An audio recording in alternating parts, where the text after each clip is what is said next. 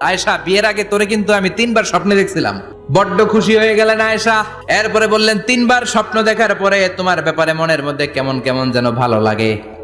তারপরে একটা ছোট্ট কাগজের মধ্যে, জান্নাতি কাগজ, রেশমি কাপড়ের মধ্যে তোমার চেহারাটা এনে জিব্রাইল বললেন, দেখেন নবী কেমন লাগে। আমি কইলাম, ভালো লাগে। কার মেয়ে? আপনার বন্ধু আবু বকরের মেয়ে। বিয়ে করবেন নাকি? বিশ্বনবী বললেন, ও জিব্রাইল, তুমি যদি ঘটক হও, আল্লাহ যদি হয় কাজী, আমি মোহাম্মদ বিয়েতে রাজি। বিয়ে হয়ে গেল, কিন্তু ঘরে দামি ফার্নিচার নাই, টাকা পয়সাও তেমন নাই, কিন্তু আছে খালি সুখ। এত ভালোবাসতেন মা আয়েশাকে। মা আয়েশা গ্লাসের যেই জায়গা দিয়ে পানি খেতেন, বিশ্বনবী ওই জায়গায় মুখ লাগিয়ে পানি খেত। মা আয়েশা গোশতকে হাড্ডি ফেলে দিলে বিশ্বনবী ওই হাড্ডিটা নিয়ে চষতে শুরু করে দিত।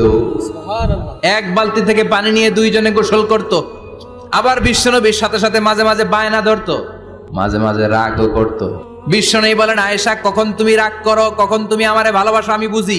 মা আয়েশা বললেন, কেমনে বুঝেন? বিশ্বনবী বললেন, যখন তুমি রাগ করো তখন নামাজের পরে দোয়ার মধ্যে বলো, ও ইব্রাহিম আলাইহিস সালামের আল্লাহ, আপনি আমার উপর দয়া করেন।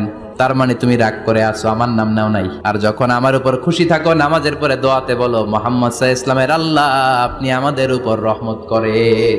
তার মানে খুশির সময় তুমি আমার নাম নাও, রেগে গেলে অন্য নবী দেয়া দোয়া সাইরা দাও, রেগে গেলে আমার নামটা নাও না। মা এসে বলে, নবী গো, আমি তো শুধু নামটাই মুখ দিয়ে নেই না, কিন্তু কলিজা থেকে তো আপনারে বাদ দিতে পারি না।